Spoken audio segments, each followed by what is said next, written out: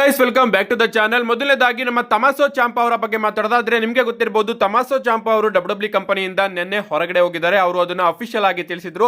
And ಈಗ recent ಆಗಿ ನಮ್ಮ ತಮಾಸೋ ಚಾಂಪಾ ಅವರು ಎರಡು ನೇಮ್ಸ್ ಗಳನ್ನ ಟ್ರೇಡ್ ಮಾರ್ಕ್ ಮಾಡ್ಕೊಂಡಿದ್ದಾರೆ, ಸೈಕೋ ಕಿಂಗ್ ಹಾಗೆ ಸೈಕೋ ಕಿಲ್ಲರ್ ಅಂತ.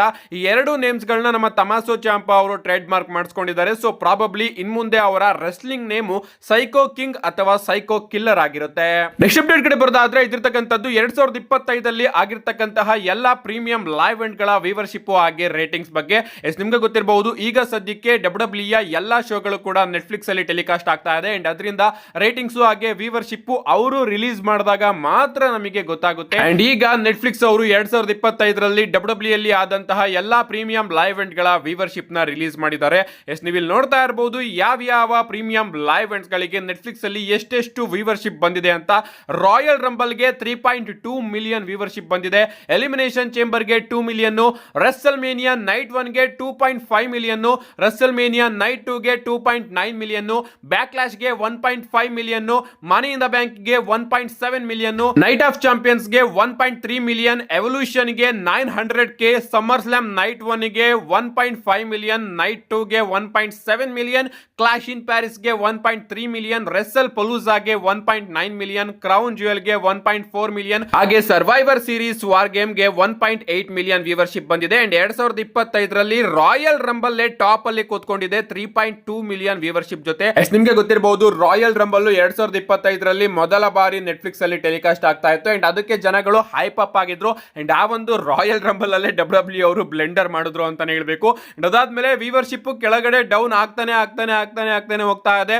ರೆಸಲ್ ಪಲೋಸದಲ್ಲಿ ಒಂದ್ ಸ್ವಲ್ಪ ಅಪ್ ಆಗಿದೆ, ಯಾಕಂದ್ರೆ ಅಲ್ಲಿ ಬ್ರಾಕ್ ಲೆಸ್ನರ್ ಆಗಿ ಜಾನ್ಸನ್ ಅವರ ಮ್ಯಾಚ್ ನೋಡೋದಕ್ಕೆ ಸಿಕ್ಕಿತ್ತು. ಅದಾದ್ಮೇಲೆ ಸರ್ವೈವರ್ ಸೀರೀಸ್ ವಾರ್ ಗೇಮ್ ಅಲ್ಲೂ ಕೂಡ ಸ್ವಲ್ಪ ಅಪ್ ಆಗಿದೆ, ಯಾಕಂದ್ರೆ ಅಲ್ಲಿ ಬ್ರಾಕ್ ಲೆಸ್ನರ್, ರೋಮನ್ ರೈನ್ಸ್ ಇಂತ ದಿಗ್ಗಜರು ಎಲ್ಲರೂ ಕೂಡ ಇದ್ರು.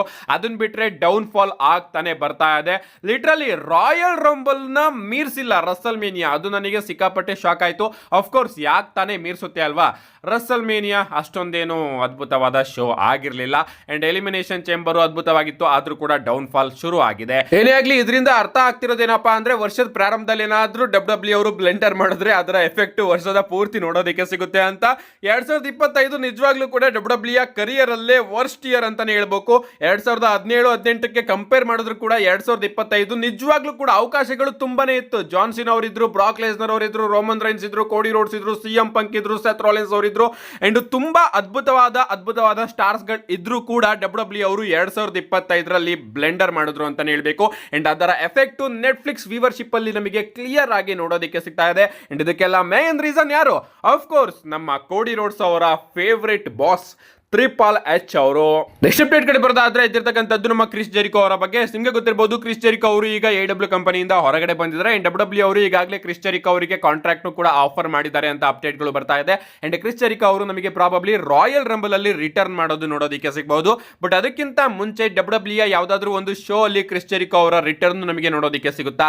ಸ್ಮ್ಯಾಕ್ ಡೌನ್ ಅಥವಾ ಮಂಡೇ ನೈಟ್ ಅಥವಾ ಸ್ಯಾಟರ್ಡೇ ನೈಟ್ ಮೇನ್ ಇವೆಂಟ್ ಅಲ್ಲಿ ಏನಾದ್ರು ಕ್ರಿಸ್ ಜೆರಿಕೋ ಅವರು ರಿಟರ್ನ್ ಆಗ್ತಾರಾ ಅಂತ ನೀವೇನಾದ್ರೂ ಕೇಳಿದ್ರೆ, PW ಇನ್ಸೈಡರ್ ಅವರ ಪ್ರಕಾರ ಕ್ರಿಸ್ ಜೆರಿಕೋ ಅವರು ಯಾವುದೇ ರೀತಿಯ ಶೋಗೆ ಲಿಸ್ಟೆಡ್ ಆಗಿಲ್ವಂತೆ. ಯಾಕಂದ್ರೆ ಅವರ ನ್ಯಾಷನಲ್ ಬ್ಯಾಂಡ್ ಇದೆಯಲ್ಲ, ಮ್ಯೂಸಿಕ್ ಬ್ಯಾಂಡ್, ಅದು ಅದೇ ದಿನಾಂಕದಂದು ಬೇರೆ ಕಡೆ ಶೆಡ್ಯೂಲ್ ಆಗಿದೆ ಅಂತಾನೆ ಹೇಳ್ಬೇಕು. ಅಂಡ್ ಅದರಿಂದ ಕ್ರಿಸ್ ಜೆರಿಕೋ ಅವರು ಯಾವುದೇ ರೀತಿಯ smack down, Saturday night main event ಅಲ್ಲಿ ನೋಡೋದಕ್ಕೆ ಸಿಗೋದಿಲ್ಲ.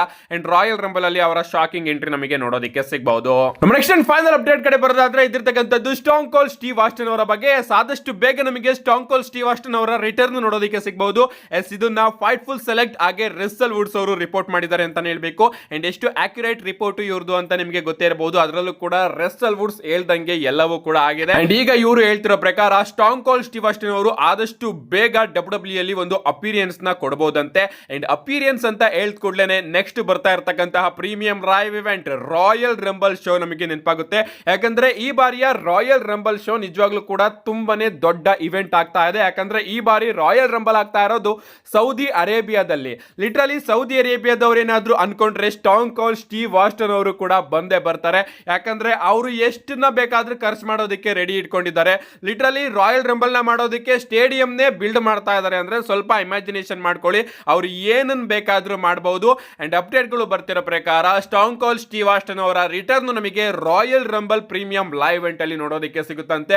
ಒಂದು ಗೆಸ್ಟ್ ಅಪಿಯರೆನ್ಸ್ ನಾದ್ರೂ ಅವರು ಕೊಡಬಹುದು ಅಥವಾ 30 ಮ್ಯಾನ್ ರಾಯಲ್ ರಂಬಲ್ ಅಲ್ಲಿ ಒಂದು ಸರ್ಪ್ರೈಸ್ ಎಂಟ್ರಿ ಆಗಿ ಕೂಡ ಸ್ಟಾಂಗ್ ಕೋಲ್ಡ್ ಸ್ಟೀವ್ ಆಸ್ಟನ್ ಅವರು ನೋಡೋದಕ್ಕೆ ಸಿಗಬಹುದು. ಇಮ್ಯಾಜಿನೇಷನ್ ಮಾಡ್ಕೊಳ್ಳಿ ಗೈಸ್, ಒಂದ್ ಕಡೆ ರಿಂಗ್ ಮೇಲ್ಗಡೆ ಬ್ರಾಕ್ ಲೆಸ್ನರ್ ಅವರು ಇದ್ದಾಗ ಸ್ಟಾಂಗ್ ಕೋಲ್ಡ್ ಸ್ಟೀವ್ ಆಸ್ಟನ್ ಅವರು ಏನಾದ್ರೂ ರಿಟರ್ನ್ ಮಾಡಿದ್ರೆ ಇವರಿಬ್ಬರ ಫೇಸ್ ಆಫ್ ಏನಾದ್ರೂ ನೋಡೋದಕ್ಕೆ ಸಿಕ್ಕರೆ ಫ್ಯಾನ್ಸ್ ಗಳ ರಿಯಾಕ್ಷನ್ ಯಾವ ರೀತಿ ಇರುತ್ತೆ ಅಂತ.